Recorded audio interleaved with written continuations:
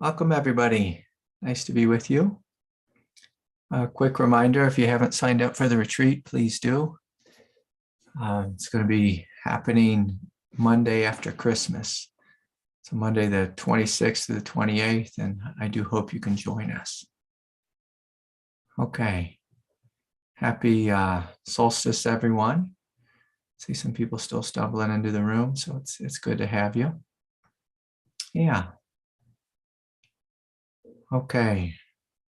So I see maybe one or two new faces. So just let you know, I'm going to offer a short teaching and then we'll have group sharing. Then we'll save questions till the end. All right. And so one of the things I'd like to speak about today is about how to clear blockages. So the primary reason that many of us struggle on this path is because within our 7 chakra centers, we have a blockage or 2 or 3 or 7. Sometimes all the centers are blocked, and that can make life very difficult. The reason it's difficult is because there is this massive force of light, which is trying to awaken right through your central channels, trying to flow through your central channel. Basically it's God choosing to more fully give birth into specifically your incarnate form. And so if there is a bunch of stuff in the way, we're going to have a problem. And so what kind of stuff are we talking about? Like what actually makes up a blockage? In each of the 7 chakra centers, the center in its most primary essential state is a heaven realm. So say, for example, like if I just tune in to any of the 7 chakra centers, I can open to or experience or am experiencing a realm of divinity, of heavenly divinity in my earthly body. And so this heavenly divinity, if I'm open to it, I will experience this heavenly divinity, whether I'm having the worst day of my life or the best day of my life. And so this divinity, it's here. Now the problem for most of us is these realms are covered, and the yogic term for this are veiled by psychological pain, confusion. And so basically, as a human being, we have these 7 chakra centers, and these centers can operate on a level of divinity, but they also operate on a level of like emotional humanity or an aspect of one's humanity. And the humanity can show up in a real healthy way or an unhealthy way. So I'll give an example of this to make it real clear. So if everyone, brings their attention right now to your solar plexus, so that's the chakra right below the heart where your rib cage comes together. And if you feel into that center, I want you to notice, does it feel open and quietly powerful? Is there a sense of trust there and a sense of unification between your human will and God's will? And is that unification so deep that you can't tell the difference between your will and God's will? And so that would be it operating at, more of the realm of the highest level, where your will is merged with God's will. Now, if instead you feel any sense of angst or any sense of fear, any sense of gripping, if there's any sense, if you're psychic and you hang out with, I like to pick on hip hop artists, so I'll just pick on hip hop artists, this pushiness to like push themselves to the front of the line, to be the best. I'm the best. Everyone sees me. I got the best car, the best watch. Politicians have this. Donald Trump had this. No offense to anyone in the song as a Trump fan, but it's like a pushiness of I'm the best and I'm going to dominate. I need all eyes on me. So if there's any pushiness in a spiritual way, this shows up as like an impatient pushiness. And these tend to be the people who do lots of pranayama breaths, thinking that they're going to knock down the walls, the gates to enlightenment. They're going to blast their way through that door. And so is there pushiness here? Is there a fight here? A fight between you and your mother, father, sister, brother, boss, neighbor? Sometimes we turn this on ourselves. And if we have this type of thing, this type of struggle, this is what we call a veil. And so here we have a center where if we're relaxed and open and trusting, without any blockage, then the Kundalini can flow right through this center and up into the space of the heart. And at the space of the heart, if you feel into your heart and you just notice, is my heart wounded? Do I see the face of my ex-boyfriend, girlfriend here, ex-husband, partner? Do I see, an old pain here in the space of the heart? Or is my heart open and radiating unconditional love? And so these are just two examples for you just to get a sense. Like, if you feel into your body and you feel pressure, if you feel heat, you feel like the Kundalini is flowing and it's running up against something, well, almost certainly, unconsciously, you're holding on to something. And so if we look at, well, how do we heal? Like, how do we actually clear a blockage? The first thing is we want to identify the blockage. And it is very important when we're identifying the blockage. Let's have some fun here. Diagnosing a blockage.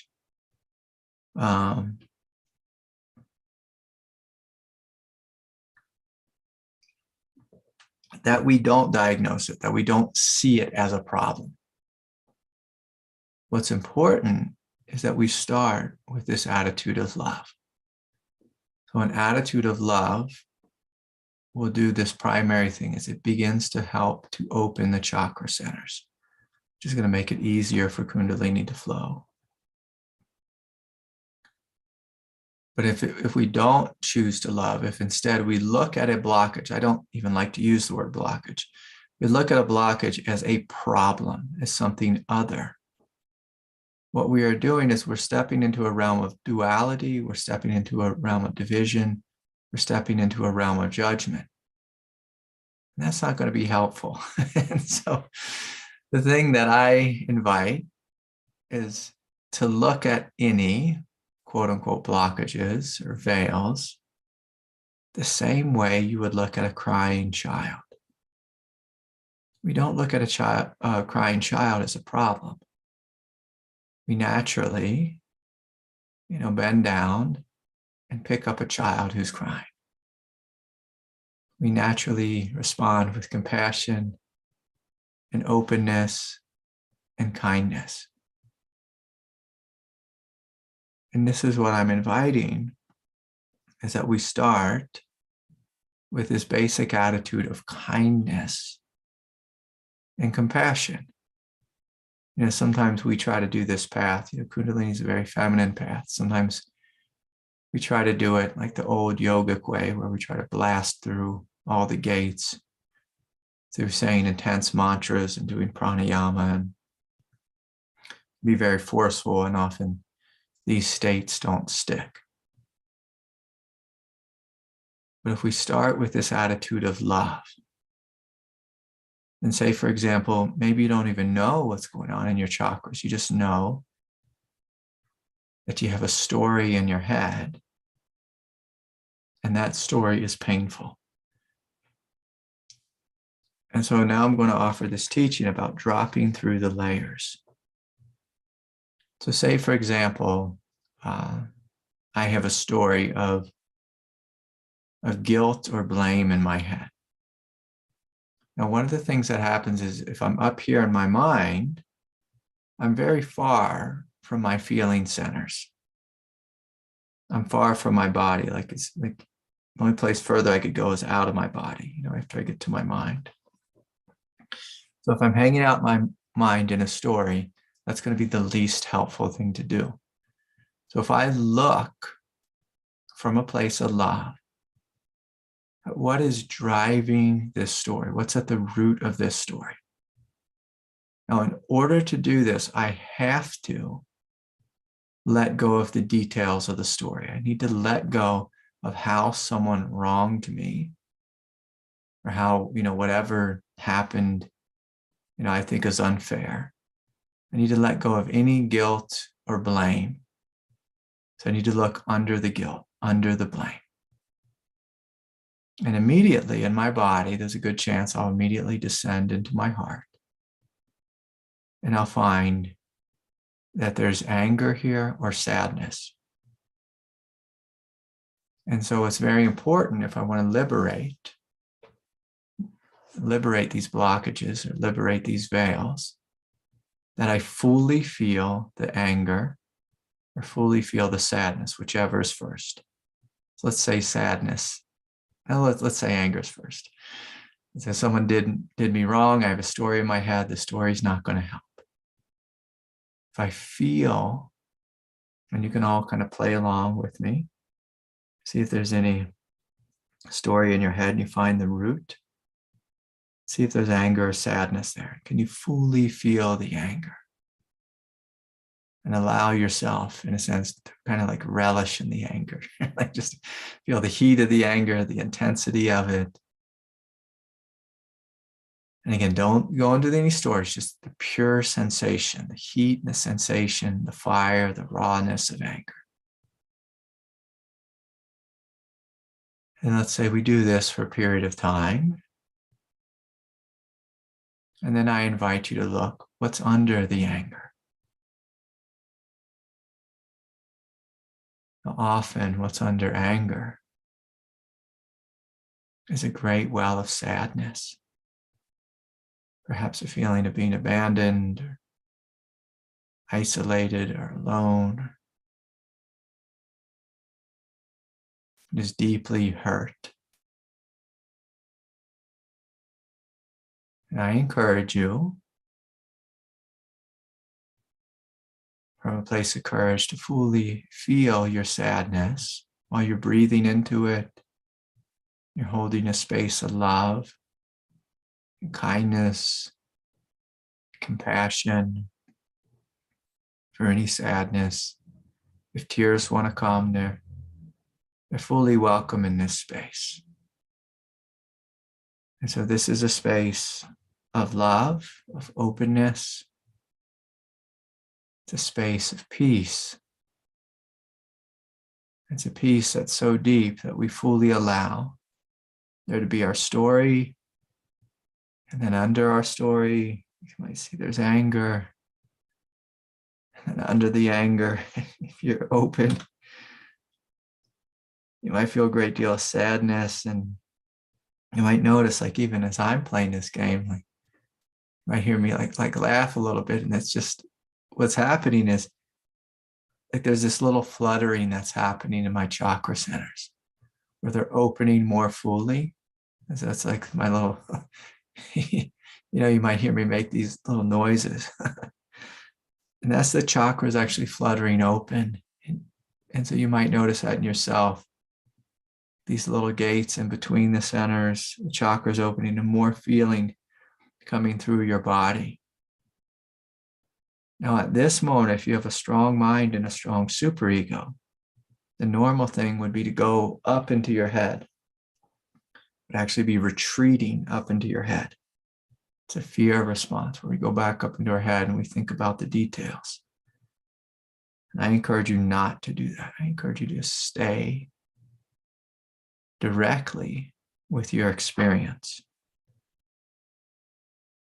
And so if sadness is here, we feel the sadness, we stay with the sadness, we let it break, we let it flow, we let it empty. Then if you take a deep breath, I invite you to look, well, what's under sadness? And for some of you, you may notice like a doorway that feels really alone or void-like or insecure. And I invite you, even though that might be a frightening door, just allow yourself to fall through the bottom. And allow your consciousness to spread out.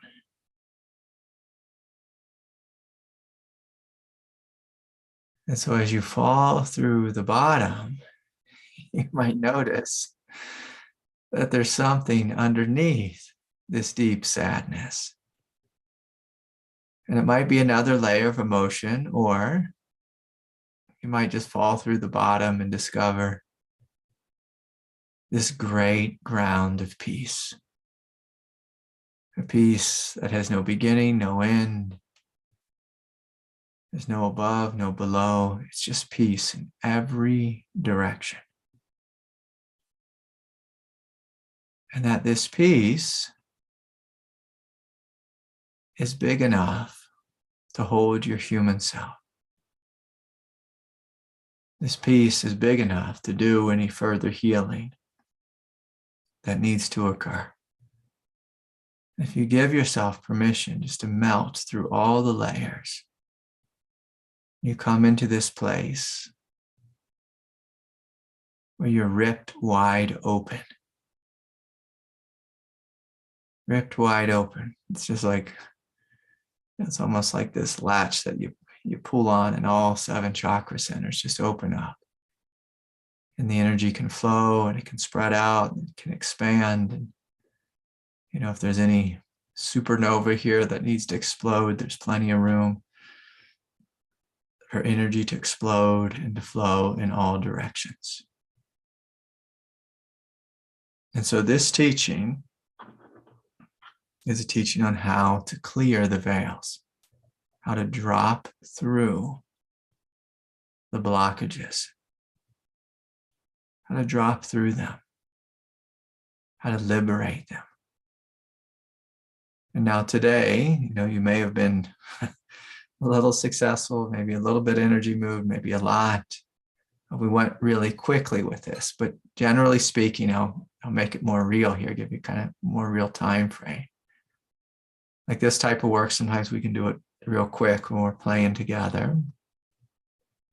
But there's been times like when I noticed a veil, a fiery anger in my belly. Well, let's back up. I noticed lots of angry thoughts in my head. And I hung out with those thoughts for, let's have some fun here, 3 weeks. I realized these thoughts aren't moving.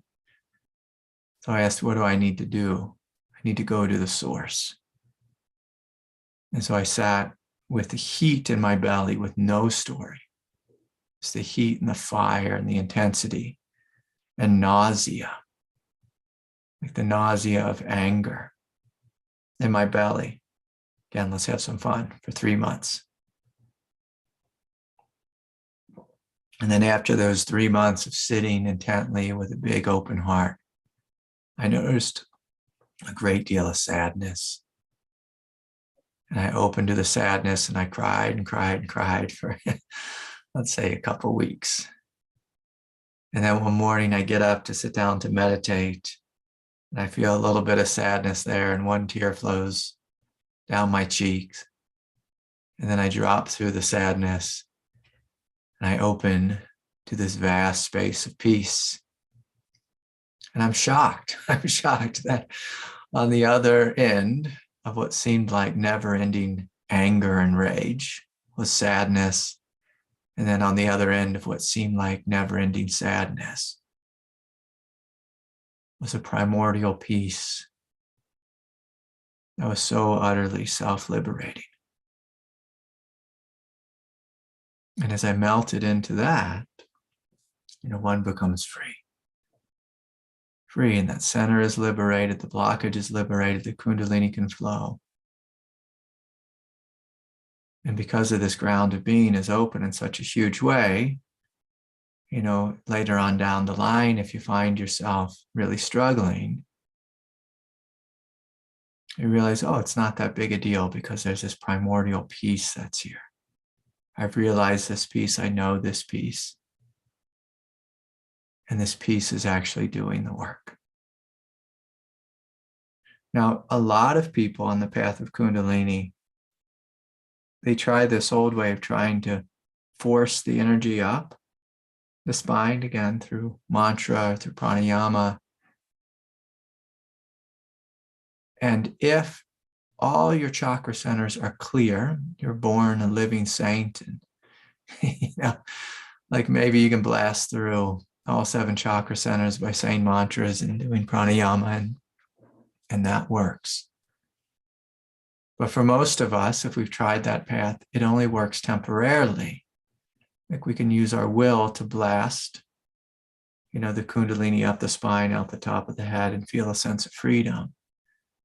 But then the next day, because we didn't actually face our pain, we didn't face the veils, we didn't actually clear the veils. Because humans are creatures of habit, we might wake up the next day, with our old grumpy human egoic self that closes down the veils. Now, I will say this, and I'll see if I can wrap it up here, but I will say this, that if you're finding that the energy, like through doing this work of dropping through the layers, if you're finding the energy, like say you clear the hara, and then the energy wants to shoot up to the solar plexus, or you clear the solar plexus and the energy wants to shoot up through the heart chakra, there's something that can really help if the energy is naturally going up. What can really help is if you do not control the process, but rather if you have an attitude of supreme trust, where you're fully trusting in the energy, fully trusting in God, fully trusting in the process. It's one of the most helpful things, because when you trust, your throat chakra opens, and then anything that's wanting to move up and out of you will begin to much more easily move up and out. And things will begin to self-liberate much more quickly if the throat is primarily open. But for most of us, because we live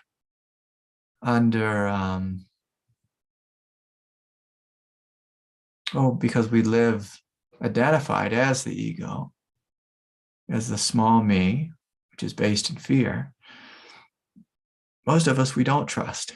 We think we trust, or we try to trust, when like the rubber meets the road, like we don't actually trust. What happens is when we're stressed or when we're overwhelmed, we try to control.